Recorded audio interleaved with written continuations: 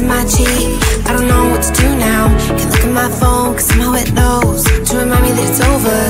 Oh, I finally blocked your Instagram stories, took down all your pics from the walls.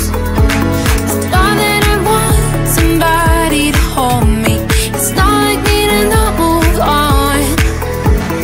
1 month in was horrible, and yeah, I couldn't sleep. Then 2, I finally did, but you invaded all my dreams. Then 3, I felt like dying, and then 4, I couldn't breathe. 5 months are still with me.